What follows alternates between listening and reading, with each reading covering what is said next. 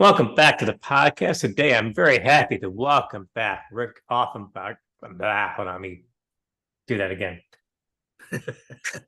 You guys can't. Why do you create can't have simple names? You all got to have these huge, long names, and I always butcher no matter what I do. It's Offenberger, right? Yeah, Offenberger. Okay, Small German town named Offenberg, and everyone who left became Offenberger. Offenberger. Okay, here we go. Welcome back to the podcast. I'm excited and pleased to bring back fantastic Rik Offenberger back to the podcast. He's been on in the past promoting his G-Man Kickstarters. He was also on talking general comic books and Archie a few months ago. This time around, we are talking about something that nobody talks about anymore, and I'm surprised, and it's Archie's Mighty Crusaders. Rik, tell the new fans who don't know much about you a little bit about yourself. But keep in mind, Rik, this is a short-term podcast. We don't have time to go through your whole resume of 40 plus decades of stuff in the comic books, but tell them who you are. Well, I've worked as a retailer, a writer, a publisher, an editor. I've done a lot in comics, but what is important to the Mighty Crusaders is I worked at Archie's as a public relations coordinator for 10 years. Was that a fun job? It's a tremendously fun job. It was my first job inside the comic industry as, with the publishing aspect. I'd been a retailer, but, and I had my own superhero news, and now I have First Comics News, and I worked for Newsarama and Comic Book Resources and Silver Bullet Comic Books Online. I had written for the comic, we're just getting into the whole resume, but I had done a lot of comic journalism, but I'd never actually worked for a publisher. That was the only time I worked for a publisher before I started publishing myself. So when I bring guests on and I have an eclectic mix of topics, I always usually have the guests say, what do you want to talk about? Because I figure if the guest is excited about it, that excitement will go on to the listener, and the listener might be more apt to, hey, let's try this comic book out. You chose Mighty Crusaders. Why did you pick Mighty Crusaders to talk about? They've been my passion, and that led to my job at Archie. Even as a little kid, I really was attracted to that Lancelot Strong version of the Shield. Just for the fact that the field with the stars was red instead of blue, which was a little unusual. So it visually attracted me, and it just looked cool. And so then I found them in back issue bins. When I was talking about back issue bins when I'm a kid, there were no comic shops. So you'd go to a used bookstore and there was a back issue bin, and nothing was bagged and boarded. And they took a pencil and wrote inside the comic how much the price was going to be. And they had old Mighty comics from the 60s.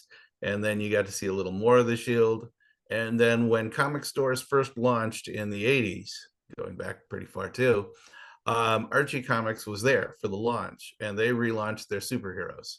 And so the Mighty Crusaders came back in the 80s and had a run then. And every decade they've had a run. And currently they're in the digests at Archie Comics, and they have occasional one-shots. One of the characters, Darkling, is the next one up. They had Rob Liefeld do the Shield. They've done the Fox several times. So what separates the Mighty Crusaders from like the Avengers or even Justice League as a team? Well, in the golden age, Archie was a leader in the superhero business. They created the first patriotic superhero, the Shield, before Marvel or DC. They also had a shared universe. They had the first superhero brothers. They had the first superhero Death. They had a lot of firsts. They had villains crossing over from one story to another, and they had superhero team ups. But when the comic code came and cracked down on all of them, and the superheroes stopped selling as well during that time period, they abandoned their superheroes just like everyone else did, except DC. Even Marvel abandoned their superheroes.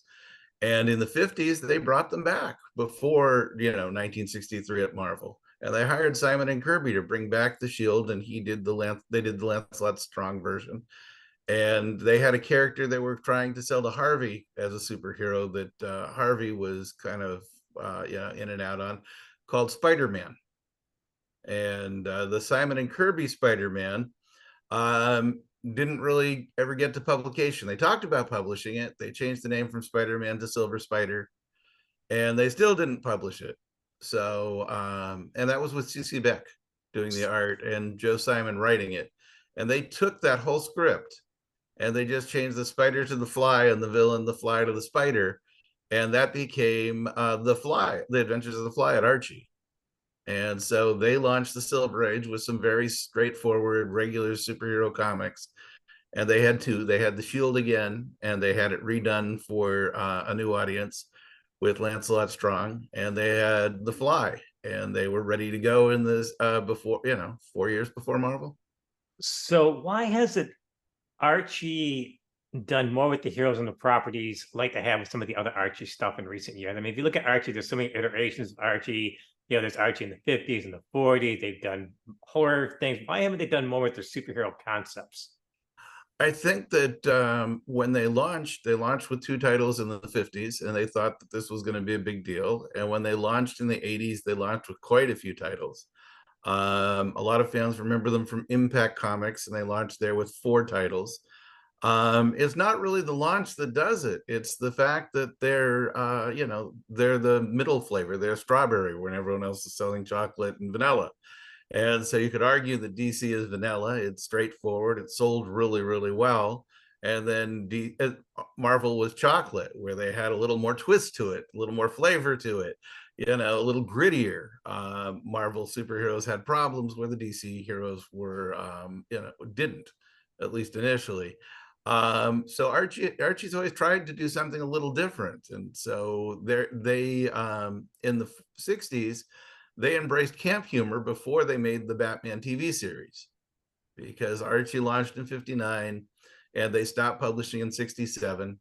And Batman 66 obviously started in 1966 with the Adam West show, long after Archie's already got, the creator of Superman, Jerry Siegel, writing their heroes in a humorous style, but they're selling humorous comics. And I think the biggest problem that Archie has is the same reason why they've been able to succeed for 80 years. Once they created Archie Andrews, he and his friends, they did so much better than everything else they published that they put more money and effort into it. And, the problem you have is if you're publishing the Fly or the Shield or the Mighty Crusaders, the next comic up on their one shot is Darkling, is one of their characters from the 80s who's coming up with a special. I mean, they're not publishing these things thinking, oh, we're just going to sample. They're publishing these things looking for an audience that really wants to support this. But if you really want the support, they have to buy the comic. And if they buy the comic, they'll sell a ton. And if they sell a ton, they'll put a lot of money into the effort. What people forget is that Archie is a golden age survivor. It's one of 2 publishers that, through all the decades and all the upheavals and all the countless comic book companies that have come and gone, Archie has managed to survive in a superhero driven world. I know you don't work for Archie anymore, but how has Archie changed over the years to make it so competitive that it's actually a main player after all these years? Well, Archie's one of 3 publishers that made it, because DC, Marvel, and Archie have made it all the way from the Golden Age. The difference between Archie, Marvel, and DC is owned by Time Warner Discovery, or Warner Discovery now, I guess. And Marvel is owned by owned by Disney. And so those are major conglomerates, and these are small entities in that conglomerate that they're mining for content. So why hasn't it? I'm sorry, but let me interrupt you. But why hasn't somebody bought up Archie? I'm sure they've made offers over the years. Archie Comics is still owned by the original family, and I don't think they want to sell it. It's one, if they sell it, of course they won't own it anymore. And they seem to be very protective of the property. But that also means that it's your money when you're publishing each comic. And so if the comic isn't successful, you don't say, well, we're going to keep publishing X-Men until it finds an audience. Okay, we're going to take X-Men and put it into reprints for 5-6 years while we're waiting for it to find an audience. I give shout outs to Archie a lot, because they do a really good job of archiving some of their older issues. Like the original run of Sabrina it's not necessarily in color, but they put them into like almost an omnibus. So you have all of our issues in chronological order. You have Yeah. Betty and Veronica that goes all the way back from the Golden Age up through the Bronze Age, like 300 and some 50 issues. They've archived all of them. You can read them on Comixology Unlimited, all these places. Why doesn't Archie make a better effort at making some of the Mighty Crusader stuff available in a digital format? They have. Are they, They did the Shield was because I was looking their for some first of like trade paper. I was looking for more of the older stuff, not the newer Yeah. stuff. No, Like, they did the Golden Age Shield, which was their first trade paperback for the superheroes. All the only Golden Age stories. because I was looking for, like you said, like some of the Red Circle stuff and some of that stuff. Yeah. It's so hard to find. And so the second trade paperback was The Fly, and they did the stuff from the 50s. And then the third was the Mighty Crusaders, and they did the Mighty version, the stuff from When was this stuff put out? Because I was trying to find some of it, and I couldn't find it readily. Some of it's probably still available on the Archie website. Some of it may have been out of print because I don't know that they, just like Marvel does with their trade paperbacks in DC, they print a finite number. When it goes out of print, they look to see how long they sold it, whether they bring it back into print. Archie is really good about putting these into different formats too, because they keep reprinting some of the older stuff in the digests. Archie had a digital format where they did a lot of the Golden Age stuff, a lot of the Bronze Age stuff. When they had their own Mighty Crusaders app, it was a separate app.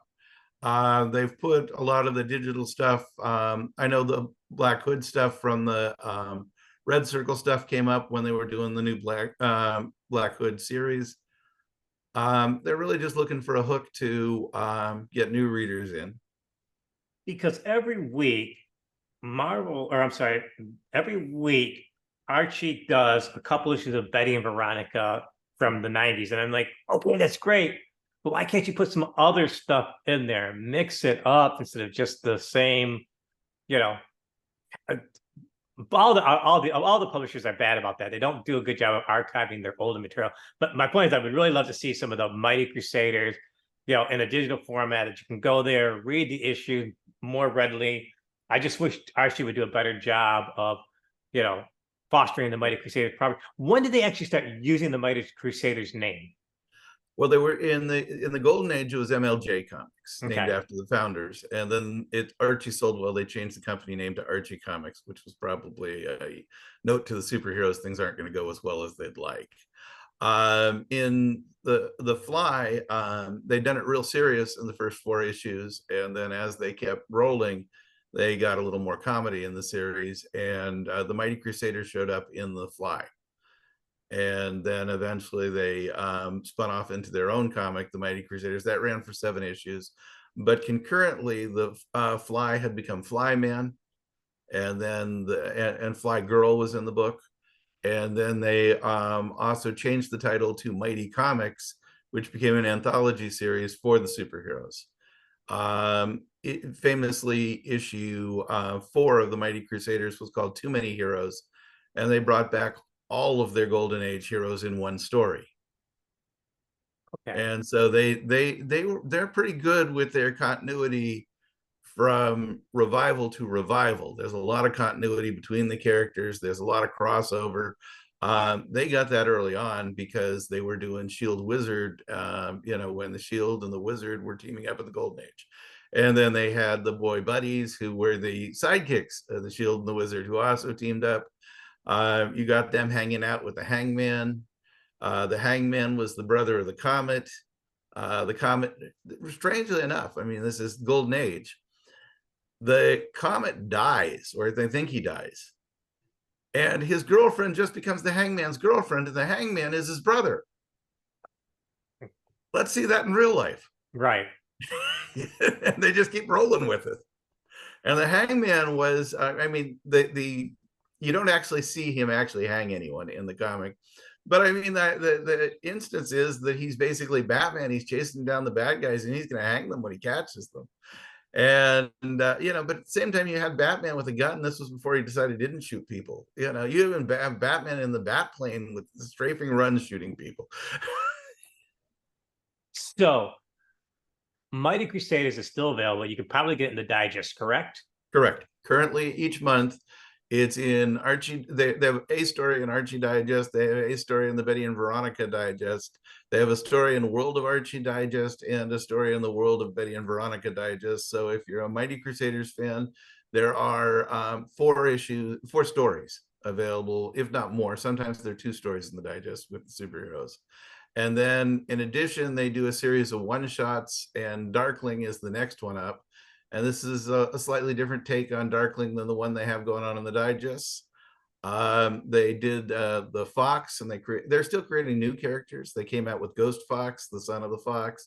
They had done a series of the children of the Mighty Crusaders called the New Crusaders, and that ran for several issues. Rik Offenberger, we could be all day talking Absolutely. about the Mighty Crusaders, because you told me that many a times. I can talk all day about Mighty Crusaders. Before we wrap this up, do you have any closing thoughts, comments about Mighty Crusaders? It's a fun team, and it is, and it's different, and so it's not your Avengers, and it's not your Justice League, and they have a lot more fun, and it's good for younger readers. It's good for all age readers. If you gotten tired of your heroes being bummed out and having a bad day, I mean, not to say that they don't have to have challenges to overcome, but it's a much lighter version of this. And it's the way that many of our older audience had experienced comics when they were kids. Rik Offenberger,